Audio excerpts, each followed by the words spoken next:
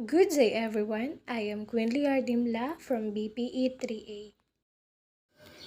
December 14, 1891, Basketball Initiation.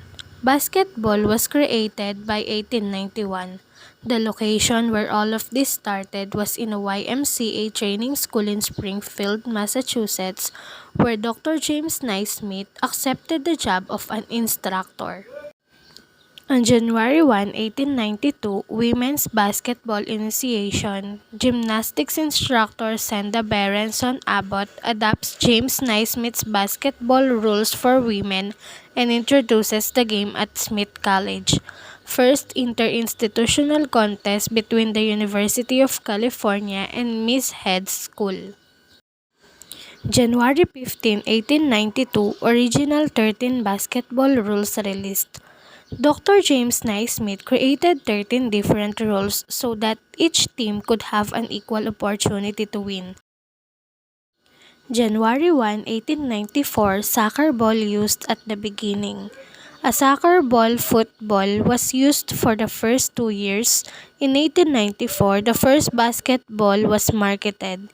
It was laced, measured close to 32 inches, 81 centimeter, or about 4 inches or 10 centimeter, larger than the soccer ball, in circumference and weighed less than 20 ounces or 567 grams. January 18, 1896, first college basketball game.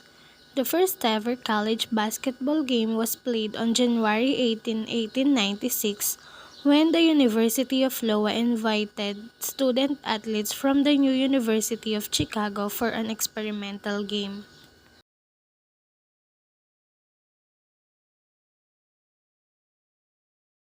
Game Trenton versus Brooklyn. This was the first known professional basketball game was played in Trenton, New Jersey, between the Trenton YMCA and the Brooklyn YMCA.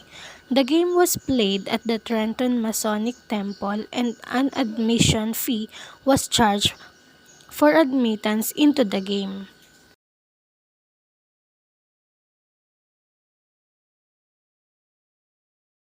January 1, 1907, All-Black Olympian Athletic League. In 1907, the amateur All-Black Olympian Athletic League was formed in New York City, consisting of the Smart Set Athletic Club Street, Christopher Club, Marathon Athletic Club, Alpha Physical Culture Club, and the Jersey City Colored YMCA. The first intercity basketball game between two black teams was played in 1907 when the Smart Set Athletic Club of Brooklyn traveled to Washington, D.C. to play the Crescent Athletic Club. This team were known as the Grave Digger. January 1, 1916, not dribbling and shooting to dribbling and shooting. In Naismith's original 13 rules, the ball could be batted in any direction with one or both hands, but it could not be dribbled because players could not move with the ball. Beginning in 1910, a player could dribble the ball, but could not shoot after dribbling. It was not until 1916, following heated debate, that players were allowed to shoot after dribbling.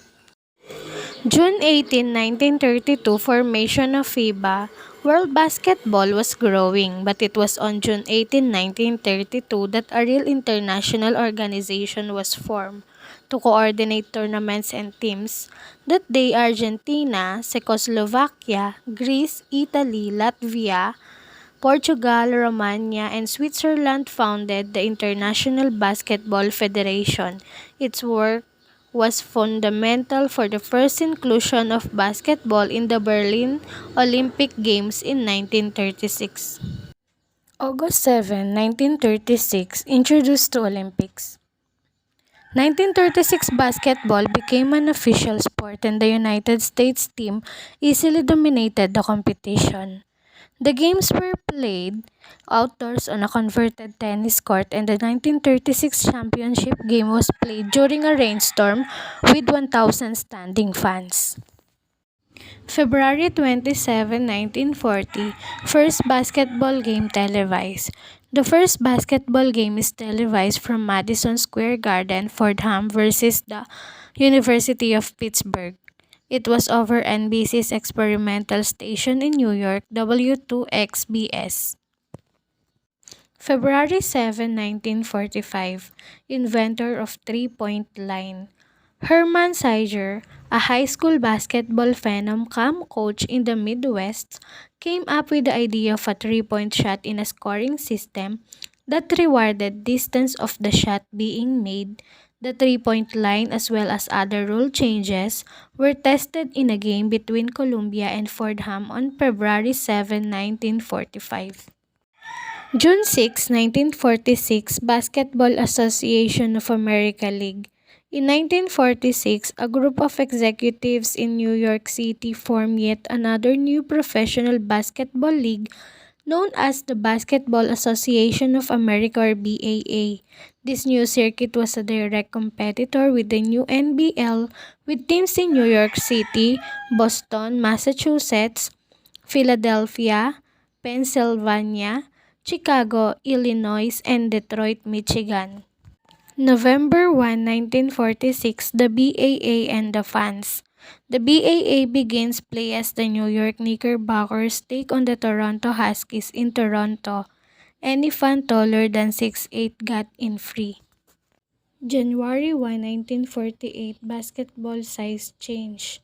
By 1948 to 49, when the laceless molded ball was made official, the size had been set at 30 inches or 76 centimeter. August 3, 1949, NBL joined the BAA. 6 teams from the NBL joined the BAA. The resulting 17 teams from the National Basketball Association and named Morris Podloff as president. April 12, 1954, Minneapolis Lakers, first team to win 3 consecutive championships, become the first team to win 3 consecutive championships. The Lakers took 2 out of 3 games in Syracuse, and the teams returned to Minneapolis with Lakers leading 3 games to 2. December 8, 1961, great player of his time, Wilt Chamberlain. It was the season that the 7'1" Wilt Chamberlain grabbed hold of the game and the record book and twisted them like a pretzel beyond all recognition. January 11, 1968, Naismith Hall of Fame. The Naismith Basketball Hall of Fame opens in Springfield, Massachusetts.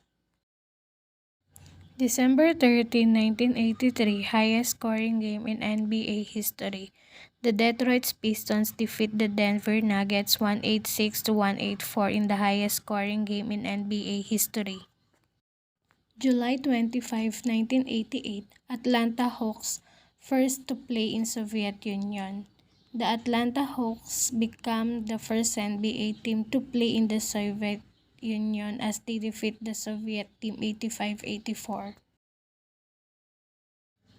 April 28, 1996, Guinness World Record of Free Throws.